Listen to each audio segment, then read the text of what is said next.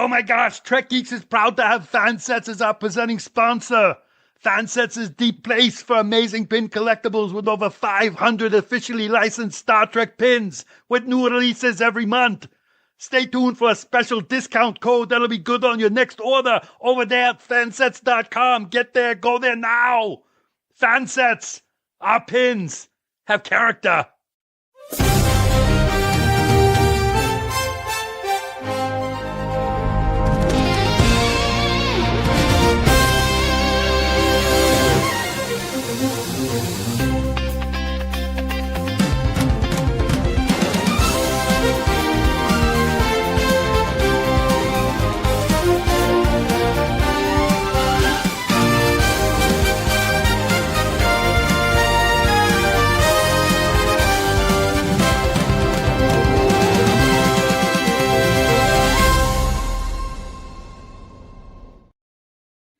Tonight on the ABC Sunday Night Movie.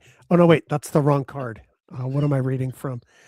Good evening, everyone. It's Thursday night. Bill and Dan are back for Thursday Night Geeks. And tonight, we're going to reconsider a topic we did, so many years ago, and one that we had a lot of fun with Star Trek Mixtapes. Hey, everybody. Bill Smith alongside Dandelion Q. Davidson for another week. We are so excited everybody's here. Dan, I hope you don't mind I used your full name this week.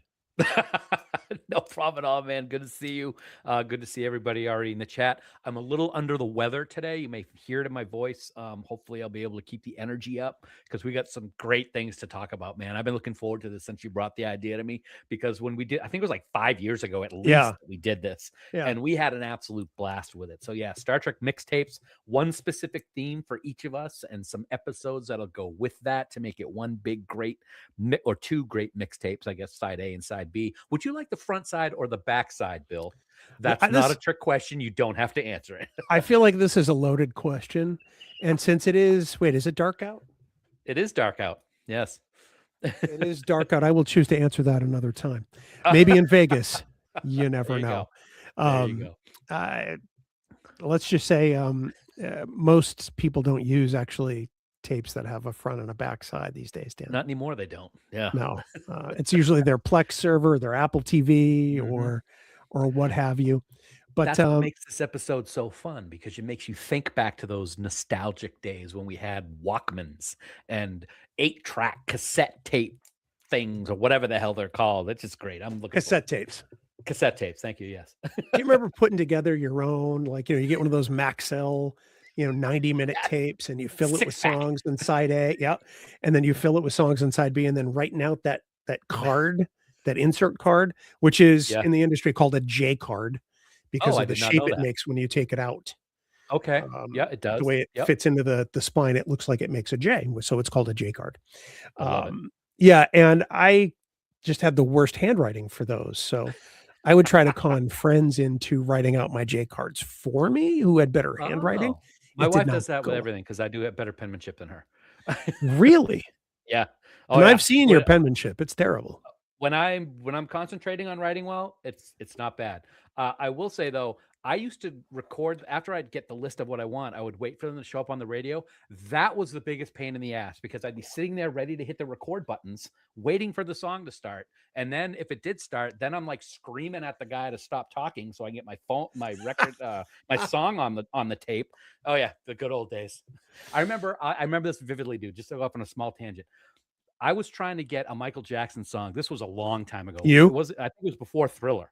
And I was trying to get a Michael Jackson. I must have stayed up for like 6 hours in front of the radio waiting for it to play, and they never played it that day that I was trying to get it. So yeah. Wow.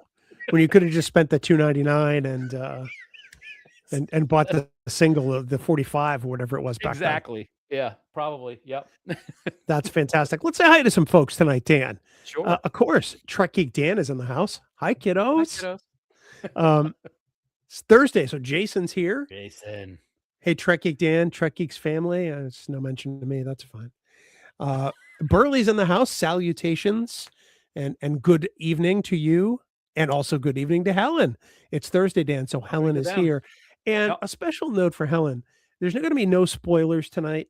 Helen is almost done with the Starfleet Academy season 1 finale and paused it to come here. That, my friends, is dedication. And Helen, we salute you. Like I said to her, I hope it's worth it. Because it's probably not going to be as good as the Starfleet Academy season finale. Or maybe it will. Helen does say they hated to leave it. I get it. Because it's, we're several steps down. Evolutionary and entertainment wise. Cliff down. Yeah. Like cliff diving. Willow's in the house. Greetings, Diva Willow. Hope all is well out west. We've got Becky is here. No. Becky says they would include Voyager's Timeless, TNG's All Good Things, TNG's Yesterday's Enterprise, and the Enterprise episode in an alternate timeline where Earth is destroyed, which Dan is Twilight. One of my favorites. I will not comment when some of these may come up or not. So we'll find out soon. Pete is in the house. Pete actually still has some 90-minute TDK cassettes in the wrapping. Those probably go for what, $150 on eBay, I'm thinking. Probably. That's funny. Did you guys tape songs off the radio? Helen asks. I did. Yeah, absolutely. I can remember taping Somebody's Baby by Jackson Brown. And then for my birthday that year, my parents got me the 45 among a bunch of other things. Yeah. And you're right. I was taping it off 98.3 WLNH in the WLNH Lakes Region Radio. That's right. Helen says when they were a kid, we rode the bus from school for ski club. Everyone brought boom boxes and the bus was tuned to different stations until a popular song came on and then everyone would tune to it. That sounds so awesome. Yep. We heard the same songs over and over. And to this day, when I hear those songs, it takes me back to the ski bus. That is such a great memory. I love that. That is a great memory. Mine was a little different than that. I had a Walkman, so I would have it on the ski bus. We would go to Crotchet Mountain when we had ski club when I was in junior high. And it does brings back memories of riding on the bus and getting really bad French fries for the ride home. Yeah. Or in your case, Crotchety Mountain. Crotchety. Oh, there we go. Oh, bada boom. Tribbles are not crotchety. But Dan Davidson is. Definitely. Daniel, what are you drinking tonight? I'm just going with an old-fashioned, not an old-fashioned. I'm going with an old-fashioned mule tonight. Just an apple mule. It's got some really great. I've talked about this vodka before. It's an Honeycrisp apple vodka with some apple cider and stuff in it. Yeah, easy to do. I was running late getting up here, so I'm like, oh shit! So I just threw my drink together and ran upstairs. Yeah, I'm drinking water. Yay! I feel like I'm still detoxing from Las Vegas. So yes, I am jobless at the moment. Yes, I did go to Las Vegas. The trip was paid for months ago. Yeah. And I was going to see the band Chicago, who has been my favorite band since I was a child. And they've only got one member left that's original, and he's 79. Yeah. Mm-hmm. He's the trumpet player and still kicks ass, by the way. Sure. So, but I went with a couple of friends, brothers, found family, the Chris's, Hill and Mumphrey. And we had a great time like we did last year. What's that? I think Muff's already on right now. Oh, okay. I think I saw his name. Normally on those trips, I gain 5 pounds. Okay. I weighed myself this morning. I was actually down a pound. There you go. So putting my Nothing wrong with total weight loss at about 64 pounds so far. Amazing. Nice job, man. That's very good. Hey, thanks. Although very Tribs is in the Tribbers. chat, and I did see Tribs because we did have dinner at Gordon Ramsay Burger. How can you not see Tribs when you're in Vegas? Well, it's because he stands up taller than that hard rock tower that they're building. Exactly. Yeah. Sadly, I did miss Willow this trip, but I will be there in about 5 more months. So looking forward to that as always. So we're going to reset the stage and come right back. And Dan, we're going to start first with your mixtape, and we'll get into the theme and all of that in just a moment. Awesome. Right after this.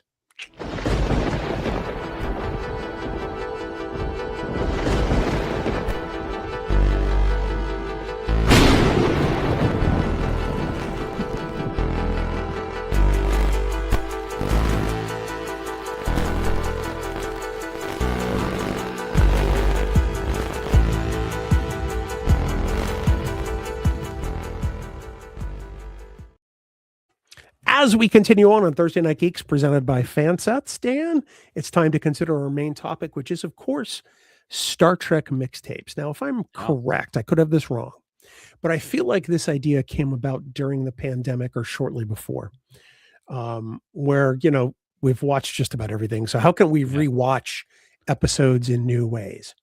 Or new, assortments to kind of get something different out of it. That's what I think we did. Now, I'm sure that our resident ombudsperson will correct me at any point as to when that happened. And I will gratefully accept that correction. That's not a prompt by any means. But the idea was, when you've watched these episodes time and again for decades, or even over and over the past 9 years since Discovery premiered, you kind of get in a rut sometimes. And so this is kind of like to refresh your watching habits. Yeah. Like a nice little jump start. I like it. Jump start. That is fantastic. There you go. See? So every once in a while. Yeah. So before we get into your mixtape, why don't you tell us a little bit about the theme and kind of your calculus behind putting it together? Well, I was when you said let's pick a theme, each of us pick a theme. I'm like, okay, do we want to go with a Star Trek theme that everyone's going to recognize being what Star Trek is all about, meaning, present day issues versus what we see in the show, or what it's like to be human in a world where there's so many things going wrong with it, this, that, and the other thing. I decided to go with a real fun theme, because if one thing that Star Trek has, it's a lot of fun, broken time travel episode type shit. So that is what I decided to go with. I wanted to have fun with it. I wanted to pick some really great ones. So my mixtape theme is Time is Broken. And I think I got some good examples of some broken time episodes. As broken as your face? My face is not broken. It is just damaged. Now, I notice you called out, various themes. Yeah.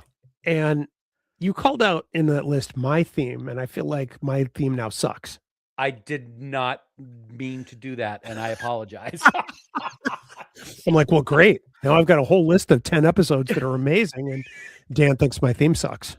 So no, I don't think the theme sucks. I just wanted to have a little spiciness to my theme. Yeah, so you went with time travel, which time is broken. Never gets talked about in Star Trek at all. Never at all. And it always goes right. So this will be a short list. I'm done. You're up. You've chosen to present your list from the bottom up, so like almost like a stack ranking. Yeah. I guess the idea is the number one is probably the best episode of the group, or what was your thinking there? Yeah, that's what I did. I came up with a list of different ones, and then I kind of played around with the order. They're very interchangeable. I think this is a type of mixtape that there's not a specific, number 5, number 6, number 7. They could be all interchanged. The top ones are really big ones to me, for me that I really love. I will say I played with a couple of different lists, and I'm going to throw this out there right now because I just mentioned it a moment ago. Twilight is probably my all-time favorite Enterprise episode, and it is a time episode, but I did not put it on this list. Yeah, it kind of exists in its own space. Yeah. Yeah. And I think that, the idea, what it sounds like the idea of your list is just sort of to get a little bit different enjoyment out Mhm. of some of those stories. Absolutely. Yep. Whereas Yeah. Timeless is up here. Some of Yeah. these episodes may be slightly lower on the Did I scale. say timeless? I meant Twilight. Sorry. Twilight, I'm sorry. Twilight. Yeah. Yeah. Sorry. I meant I may Twilight. have said it. And I don't oh, remember. that's okay. Um, yeah. Um, But Willow has a time is great the point. fire in which we burn. So I'm going to bring up so many comments tonight because it covers most of your face. Willow says, "What even is time?" look at that. And Oh, Rumfrey is here. Hey, brother, how are you're you? gonna put him in front of my face, really? Yeah, it looks so much better. All right, Hey, Muggs. so Dan, let's get started. Yeah, Let's talk about your number 10 pick. 10. You can Yep. tell us what it is, and then you can tell us a little bit about Yeah. why it's on the list and what you enjoy about the episode. Okay. Yeah, I think this is one you're familiar with. This is TNG's Yesterday's Enterprise. I mean, this is the epitome of a time travel story where stuff breaks. I mean, we all know that the Enterprise C comes through a temporal anomaly and changes everything around them. And it creates a reality where the Federation is losing an awful war with the Klingons. It's an episode that's always ranked right up with one of the tops. I know it's not one of your favorites, but I kind of feel that it fits in this type of mixtape because it shows that the entire timeline, the entire universe changes because one ship didn't get destroyed when it was supposed to, and that just causes unbelievable changes in what's going on in time. And I love it. I've always loved the episode. What gets me is that every time anybody brings up Yesterday's Enterprise, whether it's you or somebody in Camp Kittimer or one of our Patreonicals, everybody says, obviously, it's not Bill's favorite. Everybody's got an episode they don't like. I know, but I think it's I think I like to bring it up because you're not wrong. It's your opinion. You don't like the show, and that's awesome. That's what we try to make sure we hammer home on this show and on the podcast. Your opinion is not wrong. It's a good thing different than everybody else's, and that's why I like to bring it up. It's a good thing my mixtape is episodes that suck, and it's 10 hours of Yesterday's Enterprise. No, I'm kidding. Nice. I'm waiting for all the hate to come in. My phone's starting to buzz. No, I think that's a solid pick for a list like this as you describe it. I think that this actually fits the theme perfectly because in that episode, time literally is broken. Yes. The timeline has been fractured literally, and it has to be repaired. And nobody realizes it except Guinan. So I think it's a great pick. Thanks, man. I appreciate it. And isn't it amazing to think of how one ship not being destroyed caused the destruction, but one person was able to figure out that something was wrong and able to help to get it corrected. That's kind of cool when you think about it too. And we still don't know why, but I don't think that matters in the scope of the episode. No, I don't think it does either. I think it makes it work and gives a mystery to Guinan that we've always enjoyed. So yeah. All right, cool. Well, then let's talk about number 9. Yeah, number 9 is not an episode, but it's an entire movie. Sticking with TNG again, of course, and that's First Contact. A lot of people consider that one of the best of all of the Star Trek movies. I love it. Frakes did a great job with it, as we all know. And of course, the Borg travel back in time to 2063 to try to stop Zefram Cochrane's first warp flight, which would then prevent the Federation from ever existing. And then they could assimilate Earth and be done with it. And it just is a perfect example of what the Borg will do to try to create total annihilation of a species and assimilate them into their own. They're willing to total annihilation, change time in order to get it. Total annihilation. 39.1 degrees Celsius. Like a Borg ship. Like a Borg ship. The Borg. I have seen that movie so many times and it never disappoints. This year is the 30th anniversary of First Contact. Can you believe that? I'm old. You're old. We're old. Yeah, we are old. We are old. But for what you describe, I mean, it tells a great story. There's a reason why it's the best of the Next Generation movies. Mm-hmm. And Ryan, when you see this later, I don't want to hear it. It's light years better than Generations. or Insurrection, and definitely Nemesis.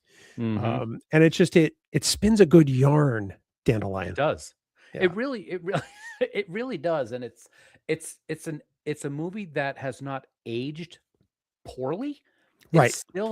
It's still a great watch, and I think that's a testament to the story and to the actors and to just the whole idea of what was going on. Of course, we know the poor. I'll never forget the teaser trailer for that when the Delta came on screen and it was like all Borgified, and it was just incredible. So yeah, that's it's another great time story. I love it. I remember you at work trying to download that trailer over a 28.8 modem. Direct connection to the internet, and we finally watched it. You're like, oh my god, oh my god, oh my god. Yep. I thought you were having an aneurysm or something. Yes. But I don't know how many times we watched that. You saved it locally, and every time we'd be between calls, because we worked in a call center at the time, you'd be like, look at my screen, look at my screen. Yep. So yeah, I think that's a great memory too. We were talking about great memories earlier. But yeah, that was 30 years ago, dude. It's unbelievable. That's not cool. That's not cool at No, all. you're not cool. First contact, very cool. No, very cool. Well, that's fantastic. Let's talk about your next pick then, which I guess would be 10, 9. That leaves us with 8. 8, yeah. Oh, interesting. Yes, I thought that this would be a good one. It's kind of time related, but maybe kind of not. It's kind of time because the Enterprise goes back in time, and it's not really broken because they do it on purpose, which I kind of think is funny that now they just decide we're going to go back in time to observe. So let's just do that. But of course, is everything going to go right? No. So maybe that's why it's broken. So yeah, this is the episode where Gary Seven shows up. This was actually going to be a pilot for a new show that Gene Roddenberry wanted to do. And of course, we got to see this whole idea of what Gary Seven was like later on in Picard. It's just something that I've always liked. Of course, the Enterprise travels back to 1968 to observe and runs into this time agent who's trying to prevent a bad thing from happening. And it's kind of cool because what it does is it kind of incorporated the fact that temporal agents are out there and they're secretly either maintaining or maybe even manipulating the timeline. Makes you think if that's why the temporal, whatever the frig they're called in Deep Space Nine, where temporal investigations was created, maybe was in relation to this particular thing that happened with the Enterprise in the original series. Who knows? But I've always liked the episode and I love the time aspect to it. So you mean kind of like Time Lords and Doctor Who? Oh, look at that. When they kind of brought back this concept in both Picard and Prodigy, it really made me feel like they were ripping off Doctor Who in a large way. Yeah, especially with the way Wesley was in Prodigy. Yeah. I didn't dislike it, but I'm like, all right, come on. Of course, in Picard, they've got that weird sonic screwdriver thing. It's like, yeah, let's come on, people. But I, for one, am glad that Gary Seven series just never happened because I never liked this particular episode. I've always enjoyed it. I like the is drollness the right word? But the deadpan of the Gary Seven character. He's like one of these, he reminds me of Kay in the Men in Black series, Tommy Lee Jones character. Yeah. He's very serious, doesn't joke around, has a mission, he's going to fulfill it. And I really liked it. But at the same time, I also am kind of glad that this didn't become a series. And of course, we all know how Terry Garr felt about it, but that's oh my God, Men in Black 3 is essentially Assignment Earth. Men in Black 3 is my favorite of the Men in Black movies, by the way. But it's essentially Assignment Earth. It really is. I just watched it a couple weeks ago when I was stitching. When I was doing something, I had a couple of hours, so I was stitching. I had that on. That's a fantastic movie. And yes, you're right. Now I'm always going to think of Assignment Earth and Men in Black 3 as kind of similar. I can't believe I just put that together in my own little pea brain. But okay, so far, so we're just shy of we're about a third of the way through your list, give or take. Yeah, maybe like 30%. It is 30% because there's 10. 33 actually. No, it's actually 30% because there's 10. All right. Yeah, math is hard. Yeah. And math is hard. Don't let anyone tell you differently. So far, I like where you're going. So you're nice.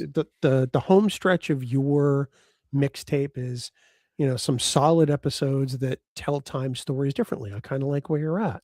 So let's I see. appreciate that, man. Oh, you're welcome. So let's see where number 7 takes us, and that All right, is so I gotta say, number 7 could oh easily be way up there near the top. yeah I absolutely love the Year of Hell from Voyager, the two-parter. I think it's great. If there's any episode where time is broken, it's this episode. yep This is a fantastic storytelling masterpiece of time and how trying to change time to fix one thing is going to open up a Pandora's box of infinite wrong things. And yeah we see that happen with the Krenim and what they're trying to do. I love the fact, and it took me through my second rewatch of Voyager to realize that they were bringing the Krenim into the storyline well before this episode. There were different aspects of the Krenim several times before this came up when we really got the meat of what they were trying to do. And it's just an absolute masterpiece. I absolutely love this episode. I don't think there's anything about this episode that I dislike. It's just fantastic. It's dark. It's emotional. It's all kinds of goodness. As Helen points out, it's traumatic. I'm glad It is. they Yeah. say I'm glad they did not make Year of Hell an entire season. It would have been way too traumatic. I agree completely. Yep. Jason's great choice here. Year of Hell definitely deserves to be on this list. I agree. And not only is time broken in this episode, it just keeps being broken further and further to the point where it's really Worse and worse. irreparable. Yeah. Yeah. Yeah. And There's I gotta give special props to Kurtwood Smith because he is just amazing in this. He's got a Khan complex in this episode, in my opinion. He's going to okay. do everything he can with regards to his wife. Bringing his wife back is the whole idea of this entire. It's kind of like Nero in the 2009 reboot. Everything is going based on the loss of their spouse. And I don't mind it, especially in this two-parter. This two-parter is fantastic. And that end scene when Voyager crashes into the time ship to reset everything is spectacular special effects for the day. Oh, absolutely. I remember watching that going, that actually looks pretty good. At the time, I liked it because Voyager was being destroyed. Now I like it just because it's great storytelling. I just love the storytelling. Like perfect examples when they would release the weapon and there would be a time distortion. And let's say Voyager was in front of a ship and you would see the ship, the other ship actually change when that wave hit it. I just thought that was the coolest thing in the world. There were these meek little, non-scary aliens. And then all of a sudden they're these tough smart asses with, torpedoes armed to the teeth in a split second. And I just love it. I love that episode so much. It's so well thought out. I honestly don't think they would have been able to do an entire season of it because I think it would have really been too much. I think that like the Xindi arc in Enterprise, there would have been great fatigue, quite frankly. Yes. But that's just my feeling. Yeah. So, wow. So we're almost about to round out the second half of your list, Dan, as we take a look at number 6. And that is Parallels from the Next Generation. Nice. 93,000 hails at one point in this episode. That's a lot of timelines all coexisting with one another, and it works on every single level. This is a broken timeline to the nth degree when just stuff starts popping up left and right with regards to what's going on with Worf. I love the story. I love the subtle changes that are made throughout the episode to make it show which reality he's in or isn't in. And then, of course, at the end, the big reveals with the 93,000 hails. And then the one where Riker's in charge of the Enterprise and he's all shaggy beard and wild-eyed is another thing that I love about this. It's amazing that, Worf literally like jumps from timeline to timeline. And it just fits because the timeline is broken when thousands and tens of thousands of timelines start coexisting with one another at the end. And I just think that's fantastic. This is a popular choice. Jason says, wow, great one here. Willow's like, yes. Anne Marie, of course, has thrown up what looks like a bunch of coconuts naturally. Coconut. Cook it. No, I think this is great. I love all of the surprise reactions Worf has to some of the changes in the timeline. Like when he finds out he and Deanna are together, he's like, "Excuse me, what? Like he like what?" leaning in the room when she's in the bedroom. He's like, "What's going on?" Yeah. The thing I like about this is it kind of introduces some people to the concept of a multiverse very early on. Most people think of multiverse as like, being the exclusive domain of Marvel, or a little bit with the Kelvin timeline and how they kind of run in parallel. But if you think about it, this is a great example of a multiverse and all those timelines converging. And it's just done so well. Yeah, it really is. It's always been one of my favorites.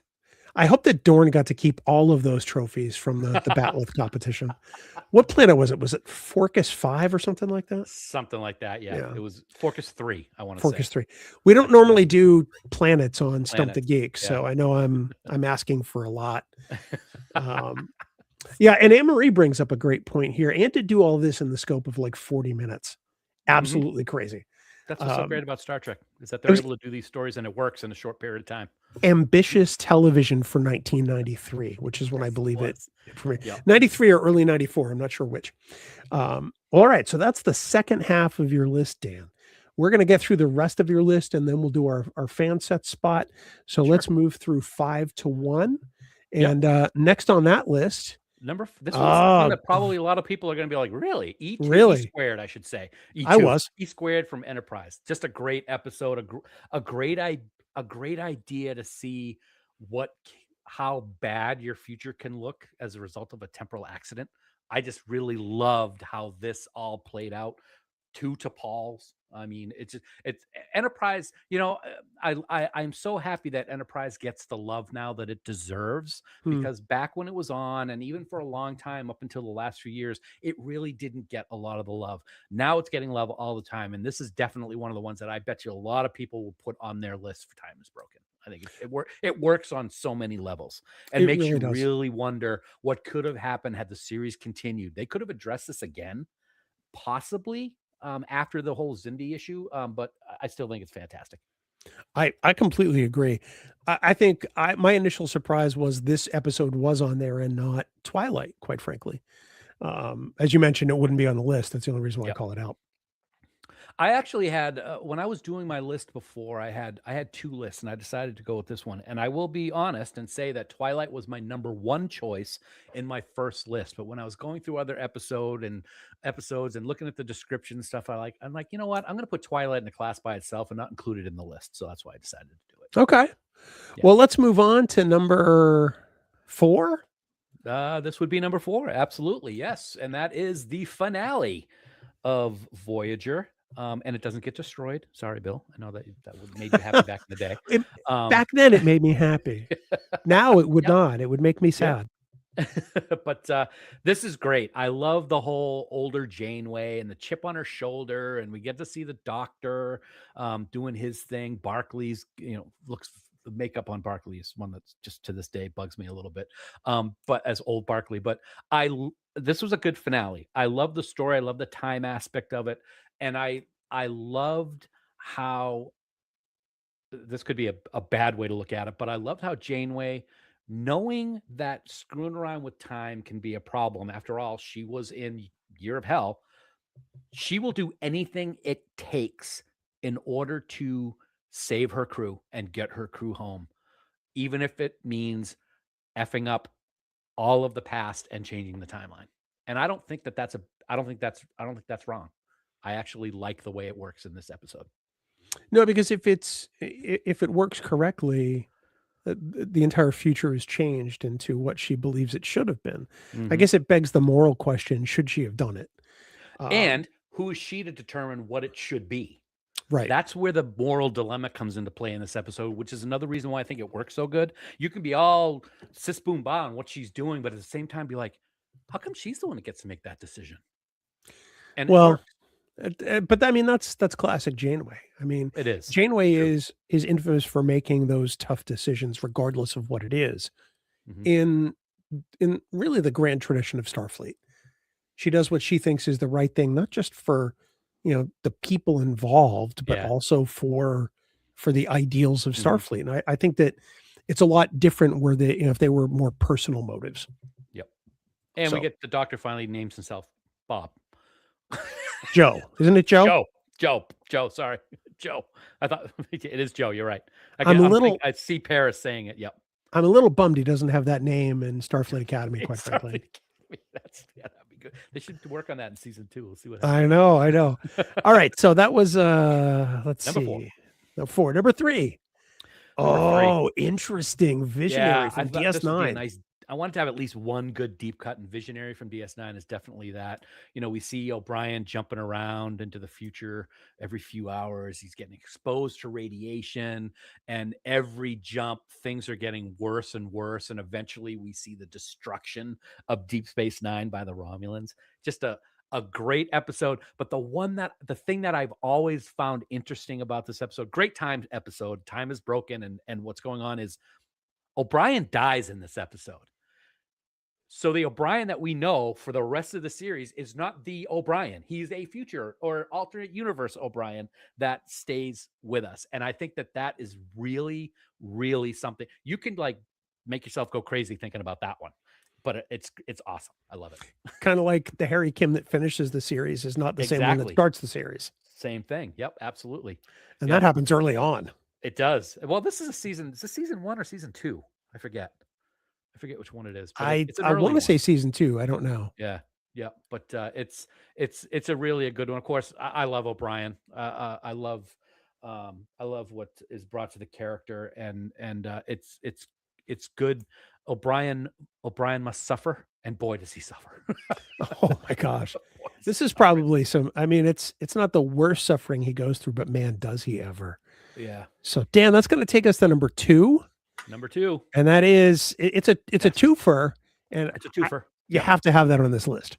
You have to have it on the list. Past tense 1 and 2. It's a great, especially in today's world, it's a great episode to see that. Hey, back then they were absolutely right, and it's fantastic. Of course, as we remember, Sisko, Bashir, Dax get stranded in 2024 during the Bell riots, which is the key historical event that happens.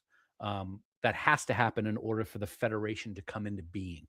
So it's really cool, and these whole time warp things can really start making you think, was it supposed to happen that they went back in time and the real Gabriel Bell died, so Sisko took his place, or did they screw it up? I mean, you could just go crazy thinking about all this stuff. But one of the things that I've absolutely love about this is later on in the show, when Nog is heading to Earth to go to Starfleet Academy, he's scrolling through Earth's history, and there's a picture of Gabriel Bell, and he goes, wow, this guy looks just like Captain Sisko. I think it's great. I love it. So unknowingly or unwillingly, the crew actually becomes part of history in this episode because they have a huge part in what actually takes place during the riots and what happens during that whole time. Nice. Yeah. And then that takes us to your last selection, numero uno, if it were. Yes. And that is... Yeah. No, that's not right. That's it wrong. Is. No, it's not. No, it's not. No, that's right. Okay, that's written wrong, but that's because your hell's down further. That's okay. I think I had that on my first list. Maybe it's number 2. I put it wrong. That's okay. That should say timeless. That is time. Yeah, it is timeless from Voyager. An absolutely amazing episode that has a tremendous amount of a spot in my heart based on the whole idea of what Harry's going through. But this is awesome. Harry and Chakotay survive in a future where Voyager crashes and is frozen when trying to use what's called a quantum slipstream. And Harry is on a mission all through his life to fix that because he feels that he's the reason why it happened. So he's got a lifelong amount of guilt in trying to fix it, and a giant reset button. And he does reset. He does hit the reset button at the end of the episode. And it's just a desperate attempt on his part to rewrite what he feels was a doomed timeline because of his mistake. And I absolutely love it. The very end of the episode where he realizes that the ship was about to be destroyed, or the shuttle, and he's working on his calculations, and at the very last second he hits the transmit button and just screams in excitement as the ship is destroyed. Best moment of that whole episode, because he knows he did it. It's great. It's awesome. Nice. Dan, that is a killer list. Apologies for my screwing up that graphic. Oh no. God. But I want you to know that is a list of complete certified bangers. I love that. Bring up what Helen just put, because I think that's hysterical, because yes, time is broken. The most recent one. There it is. Yeah. Yeah, I thought you were messing with us. No, it's a copy paste error, I assure you. The funny part is I sent this finish card to Dan, and he didn't last night, and he didn't even pick it up. I didn't see it either. So, all right. Well, that's going to take us to the FanSets break. We are going to sort of reset the table, as it were, so we can talk about that. Then we'll come back and we will talk about my picks. Yes. And we are going to do that. Of course, by the way, Garcia not with us tonight, so I'm flailing as I normally am. So we will do that right after this. Don't go anywhere. And by don't go anywhere, I mean you.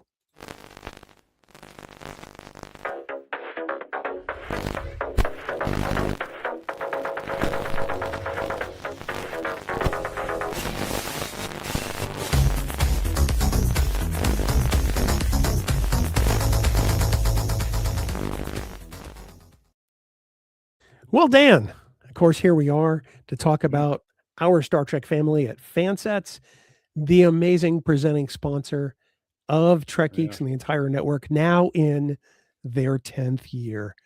Unbelievable, buddy. We're so grateful to them to being with us for this entire last 10 years. And we hope it's a relationship that continues long into the future. It's not going anywhere. They're fantastic. We love them. We talk about them every single time we're on the air, and we will always talk about them because they're the best of the best, and they deserve all the accolades. So another week, another moment to thank that best team that's out there. They got a lot of new stuff. It's almost halfway through the month of March, so they got some new stuff out there. The latest micro crew pin is now available, and it is Lieutenant Uhura from the Lower Decks. It's the Lower Decks animated version of Uhura, I should say, from that crossover episode, Those Old Scientists on Strange New Worlds. Fantastic episode. Also available, Bill, it's the next in the line of the Memento Mori singular pins, and it's the USS Farragut Remembrance pin, or as Uhura would say in the 2009 reboot film, the Farragut. So yeah, you can get that one right now. Sorry, I just have always thought that's extremely funny the way she says that. Also, I've always loved these. They're pins, but they're gigantic pins. They're the Master Ships pins. And right now they've got the newest one. It's the USS Cerritos from the aforementioned Lower Deck series. Looks fantastic. I got to tell you, I got one sitting right here. You know what? I'm going to reach over. I got it right here. I got it right here in my hand. It's fantastic. Look at that. It's a lot of plastic. How did you get it? Hey, you know what? I'm quick on the order button. And what's so cool is as you know, anybody who has a master ship, when you open up the master ship and you're looking at it, it's got all the magnets on the back, so you can hang it on your fridge, or you can just unfold it and then you can just sit it right on your desk just like that. It looks great. Absolutely fantastic. So another great job by FanSets. But I got to tell you, buddy, I'm very excited about this one. We've talked about it a lot. I have one in my hand right now. The first of the great Starfleet Academy Deltas is now available. I remember we were kind of like, what are these Deltas? They look like golf, green markers, like divot tools. Divot tools. They're fantastic. And I've got one in my hand right now. I just got it the other day. It's absolutely beautiful. It's the first of these pins. I got mine in magnet form, as I always do. So it comes very sturdy. And what I did not realize until just this week watching Starfleet Academy, and I should have caught it, and I'm probably going to get yelled at for it, is they're different deltas for the different divisions of the Academy, like the colors. I know that we've seen the pips are different on Discovery and everything, but I didn't realize the colors were different until recently. So that pretty much means that we can expect about 47 more of these beauties, just like Future Imperfect. And I'm okay with that. Go over to fansets.com right now and get them all. I hope you appreciated the solo window on me just giving you judgment. I did. Because that's nice. Really all I'm here for is the judgment. So, everybody get all of those pins, especially a couple of those Starfleet Academy Deltas, because they are friggin' gorgeous. Put them in your cart. Get Uhura, get the Farragut pin, get the Delta, get the Cerritos Mastership pin. You can put it on your little fridge at home, and then say hi, Cerritos, when you get to go to get your milk in the morning. And then at checkout, use the special discount code Trek Geeks that you see on your screen in all capital letters, no spaces, for 10% off your entire order. That's 10% discount code Trek Geeks. And of course, Dan, when you spend more than $30 on fansets.com, you automatically get what? I believe that you would get shipping that is of no cost to you. Shipping of no cost to you. There you go. So there we go. Do it. Fansets.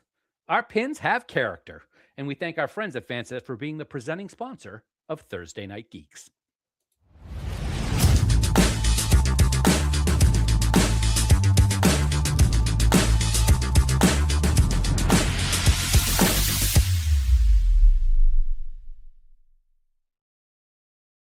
I'm glad nobody can see me backstage sort of dancing or playing the drums. Like during the show open, that new music based on the coconut fanfare. Yep. You can't see me playing the drums during that whole thing, the air drums, I can't either. But I'm rocking it like you wouldn't believe. I don't doubt it. Probably rocking it as good as this list. Yeah. A list that Dan apparently hates. So I should use a different topic. Oh, damn it. Yeah, probably. But yeah, so my list, I wanted to go with a central theme of Star Trek that Dan thinks obviously is overdone, and that is what it means to be human. I went and chose 10 specific qualities of humanity and then tried to pair those up to episodes that I think represent those qualities. Does that make sense? It does. It makes sense. And I actually do think this is a fantastic topic. Don't get me wrong. Yeah, whatever. So just make sure you pick good episodes and don't be stupid about it. Oh, shut up. So 10 episodes. Mine is actually going to go from the top down. This is not a stack ranking. This is just the order in which I picked them based on the quality of humanity, if that makes sense. Excellent. So with number one, I probably have to pick what has to be one of the top 3 episodes of the original series, and that is The Devil in the Dark, as an example of empathy. You figure the Enterprise crew believes a monster is killing miners. Spock mind melds with the Horta and reveals the truth. And the classic Trek message here is understanding others changes everything. In the end, we were able to feel for this mother and the fact that we didn't know that we were killing her children. Right. And just that moment of empathy led to understanding, which led to partnership and forgiveness ultimately. And I think that that's a very important episode, not just in the overarch of Star Trek, but also just in our lives on a daily basis. I think if we all practice more empathy, we'd be a much better society. I was going to say, I think a lot of people in high positions of power right now should really watch this episode and think about it a little bit. Yeah. Absolutely. Great pick, man. Absolutely. And of course, as we all know, Shatner's dad passed away while they were filming this episode. And that brings another whole factor of empathy into the whole situation. So great choice. Yeah. When I think about what it means to be human, I think that that's a quality that just we lack. Deanna Troi represents it in The Next Generation, but only a sliver of it. I think that Picard actually represents it just a little better. But it's all about that exploration and that understanding and talking and getting to know people. And I think it's a skill that's lost. So Devil in the Dark is my first pick. It's funny that you brought that up because as soon as you said that, all I could think of was Barclay's holodeck where I am the goddess of empathy. You're cosplaying is that this year, right? Dude, you weren't supposed to tell anybody. Now I can't do it. Okay. I'm sorry. Sorry, everyone. Sorry. Yep. For my second one, I wanted to tackle personhood. What it means to have rights. And there's really only one episode, I think, that is the classic hallmark of that, and that's TNG's The Measure of a Man. I think there is no better defense of sentience and who deserves it and who is alive in Star Trek than that episode. It's got so many, tie-ins to society, in history, in modern day. If you look at it, you can take it back to civil rights, or you can take it to today and things like trans rights. Who deserves to be considered a full person, and Mhm. whom will the law say doesn't deserve, that equality? I think Exactly. it's important. So, I think it's an absolute key piece of what it means to be human. It's probably one of the top 2 or 3 episodes in TNG, if not all of Star Trek, to bring across that very definition. This is one of the best humanity type episodes that doesn't have to do with a human. But Yeah, it's fantastic. Yeah, Dan. amazing. Apparently, you're the goddess of coconuts, I according am. to Blake Strike. That's not wrong. Good eye, Not wrong. Blake. Um, so yeah, so let me go on to number 3. I know we're getting close to the top of the hour, and you tend to drone on. Ramble. I think this is very easily one of the best first season episodes of any Star Trek. I think it's that solid. And for it to be one from Deep Space Nine, I think is incredibly special. And of course, that's Duet. It is the standout of season 1. It really is. Yeah. To look at Without a doubt. guilt, Mhm.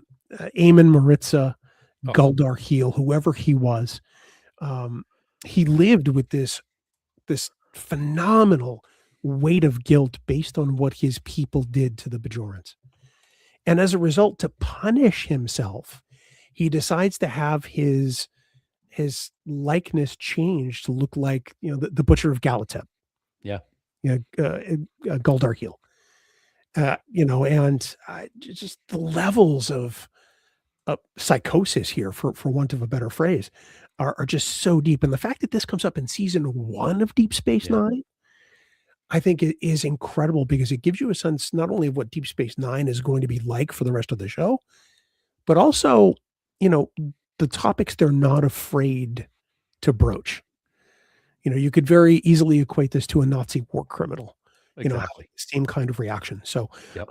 for guilt, I think that Duet is probably the best exemplar of that. Amazing performance by Mama Nana in that episode, but you got to give props to Harris Yulin. I Yeah. mean, just absolutely crushed this episode, and it's really too it's really too bad that he's only in one episode. That could have Yeah. been a tremendous relationship. We saw that happen with Kira later on down the road with I forget who it was, but it would have been great to see how that relationship could have evolved had he not been killed at the end. Yeah. No, for sure. Or what it might have led Bajorans to realize about themselves. Right. True. Because there's that examination too, which I think would have been a really fascinating take. Yep.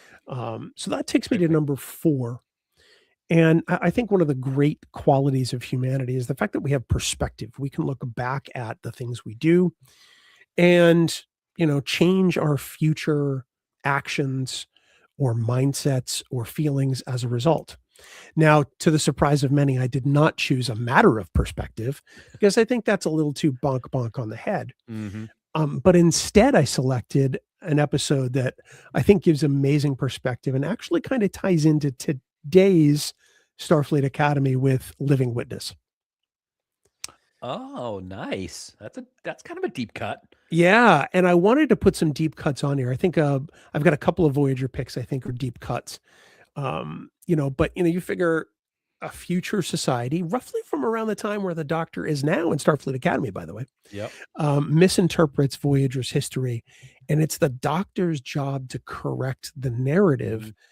And it's a great example of showing how history can shape truth and identity. We see it every day, whether it's fake news or whether it's, false narratives, depending on who's giving the story on what side. It changes the perspective of everybody, whether it's in general conversation like you or me, or whether it's, in the media or at the voting booth or between nations. I think that, having that ability to look back and take stock, I think is definitely a core tenet of humanity. Yeah. I love in this one that he basically is put on trial for crimes against humanity. Yeah. Yeah. As a hologram. But it works. Yeah. As a hologram. Yeah. It works. And I never put it together until now that this is like in his time frame in Starfleet Academy almost. It's 100 years prior. Yeah. So he's lived through that actual time. So at that point, theoretically, there's a version of himself somewhere else in the galaxy. Yeah. I need to go to bed now. And now he's a tour guide. Yeah. Now he's a tour guide. Yes. And a father. Well, in two separate places, you know. Yes. Although one has an aging program, one doesn't. Very interesting. Yes, that's true. Yep. That's perspective, Dan. Oh, look at that. Wow, he pulls out Men in Black 3 and perspective in the same. I know. So to round out the first half of my picks, I wanted to pick a couple of episodes kind of back to back, 5 and 6, that have to do with the concept of relationships. And I figured that, one of the great unexplored, let me back up. One of the arcs that is often explored poorly in Star Trek is the aspect of parenthood. There are so many horrible parents in Star Trek. Worf, Loxana Troy, you name it. Anytime we see a parent, it usually doesn't go well. So I felt I had to pick The Offspring, Jonathan Frakes' directorial debut. Data goes through an entire cycle as a parent in the scope of a 43-minute episode. And this was the first episode of Star Trek to ever bring me to tears. Yeah. When Admiral Halftel comes out into the hallway and sees Geordi and Wesley and Deanna and says his hands were moving faster than I could see. I get choked up thinking about it right now. That everything was put into saving Lal, and ultimately it just wasn't meant to be. And everything was done to save Lal after he wanted to do everything he could to get her out of there. Yeah, which is perspective. Yes. There you go. Yep.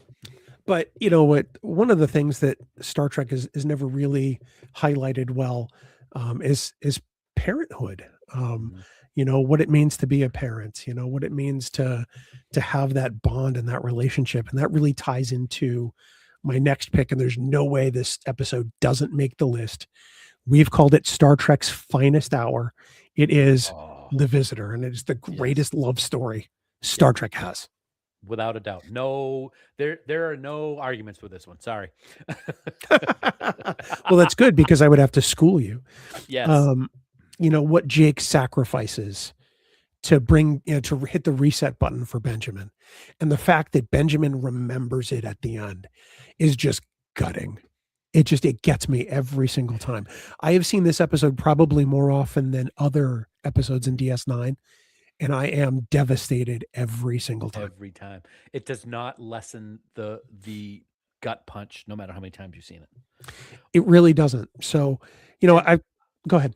I was going to say, I don't want to go off too on a tangent, because I know we're coming up against time, but I love how we talked about it the other day when we had Sirach on, how him showing up in Starfleet Academy was really interesting, thinking about what we saw in The Visitor. I thought that was really great. But one of the things that I've always just been like, oh my gosh, we had a conversation with David Livingston. I don't remember if it was when we were out in Vegas or if it was during Trek Talks.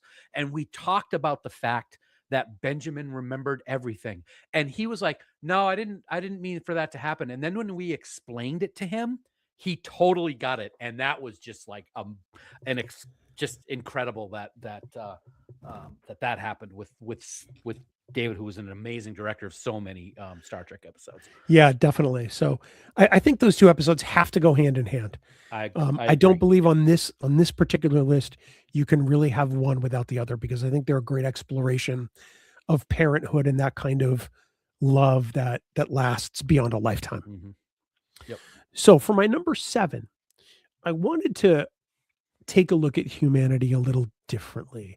And for that, I wanted to confront moral trauma, those decisions we make that aren't always the right decisions, and they have downstream effects that are not good.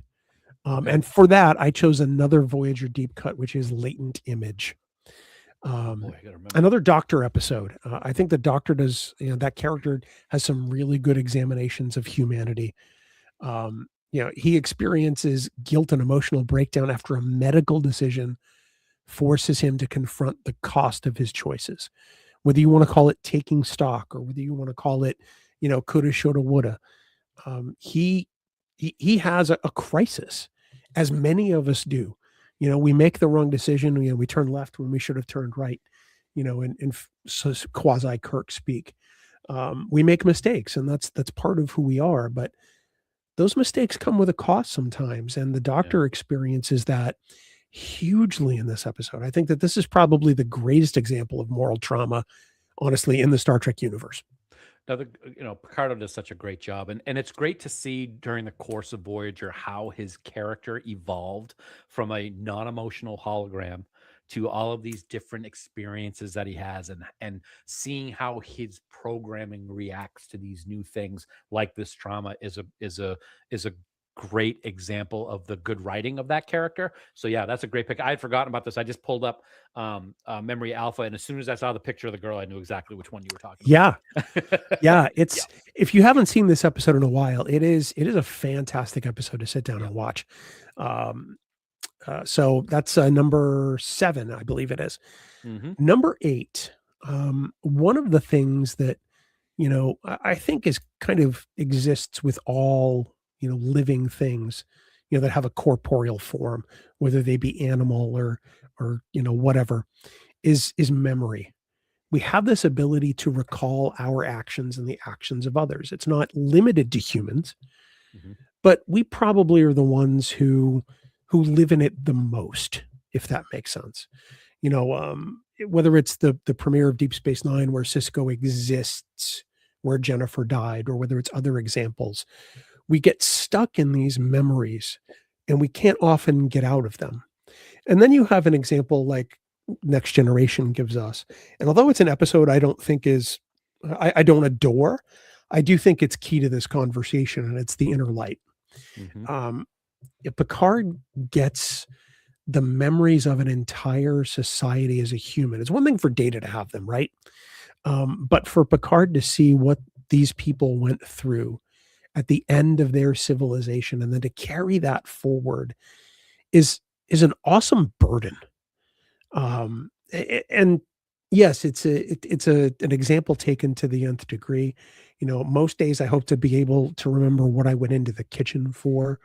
But I mean, earlier in this episode, we were talking about, the memories that make our lives, whether it's, Yeah. Helen and the boom boxes, or us and some of the things we've done, looking at that teaser trailer for Star Trek First Contact, Mhm.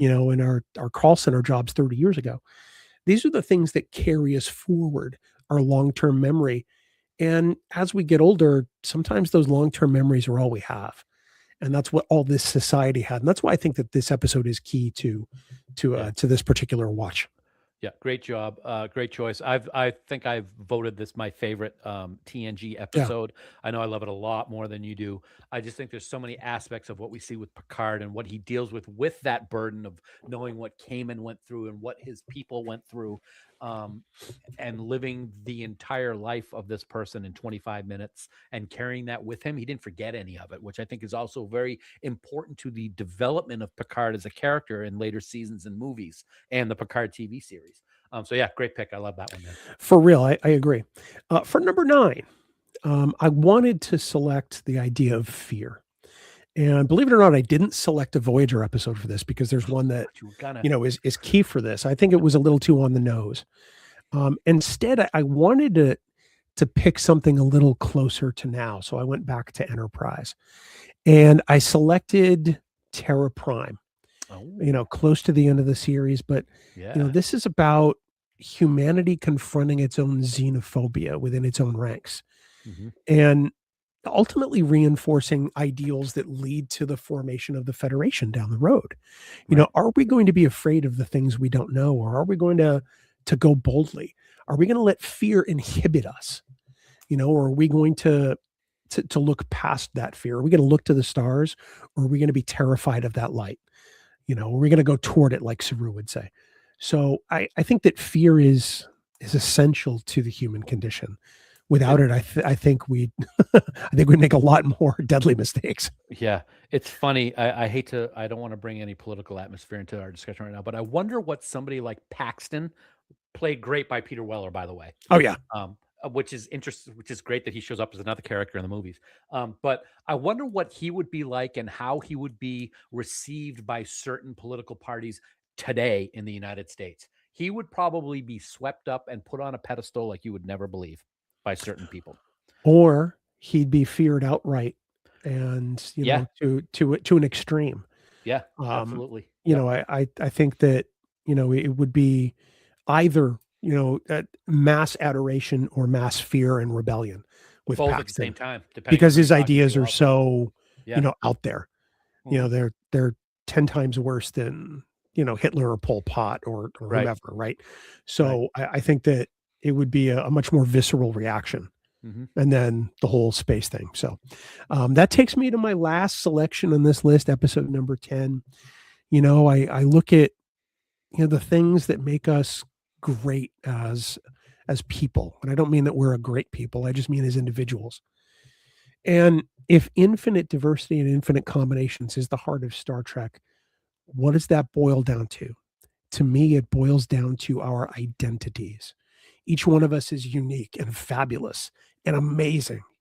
And there's nobody like us on Earth. Even if there's somebody who looks exactly like us as a twin or whatever, nobody is you, and nobody is me, and nobody is you all out there. So I think to that, I had to pick Ad Astra per Aspera from Strange New Worlds. Oh, wow. Una stands trial for being different. Great pick, man. That's a great one. Yep. This goes back to almost the whole list. Mhm. It's about empathy. It's about personhood. It's about guilt, because Una carries remarkable guilt. It's about Mhm. perspective. It's about love and moral trauma and memory and fear. But ultimately, it's about identity. What is it that makes Una Una? What is it that makes any of us who we are? And does that mean just because she's an Illyrian and different, does that mean that she shouldn't have a place in society? You can draw the parallels from that what you will, but I mean, I think it's an amazing discussion. This was such an incredible episode for that season of Strange New Worlds in season 2. I think honestly one of the best of the bunch. But that is my list from empathy all the way through to identity. Nice, man. I got to tell you what, this list is phenomenal. Your examples and your reasons are phenomenal. And I think this is completely in a different class than what I was mentioning at the beginning when I was bringing up examples of what I didn't choose, because you took a topic of, humanity. Star Trek is all about humanity and how we're going to be better. Da, da, da. That is completely thrown out the window. And that's what I was talking about. This is very focused, very specific, with great details and fantastic examples, man. Great job. Yeah, and I'm sorry I couldn't get to all the comments while I was doing that. When I drive, it's a little difficult to pay attention to all that. So know I'll be that able to help you out with that next week. We did see them without Garcia to juggle some of these things.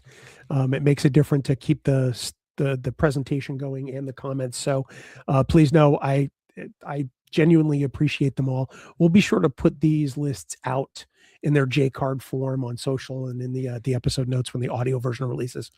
But Dan, as of this list, I have to say, if I'm judging this is all killer, no filler. All right killer, there. no filler. Yep. Nicely done, man. And you had some great deep cut. Living Witness and Terra Prime, especially, absolutely great examples. And see, that's what's great about both of the topics that we talked about. There's so many others that we could use as examples that would work perfectly for both of us. And that's one of the things I think is great about Star Trek. With so much to choose from, you're always going to pick good stuff. Helen brings up a great point. How about TOS Menagerie for loyalty? Absolutely. Yep. I tried to limit myself to 10 episodes. Literally, I could very easily do a part 2 list, with different qualities of humanity. And I'm positive that would be on there. Or Dan might do a part 2 list of his own selections at some point. Blake says, this is why Trek Geeks is my favorite with a U podcast, humanity at its finest. Well, I don't know about that, but I am grateful for the sentiments. Burley agrees. And of course, David Hood is here. He believes it's spelled Killa and Phila, and he's probably right. That's my that's my penchant for using R's, which doesn't always happen in my household. So that's true, because you are from New England. Apologies to running over for those who are going over to 7th Rule, or whatever. I think it's 7th Rule. That's or tonight. Finishing Starfleet Academy. Yeah, or finishing Starfleet Academy. But that is going to do it for us this week. Dan, I reckon we'll be back next week. We'll probably talk about some Trek talks and some other stuff. Yep. But for now, for you and for everybody else, we want to say thank you so much, everybody, for being a part of this. We're grateful that you're here each and every week, and we will see you next time. Until then, live long and prosper. Go Cadet!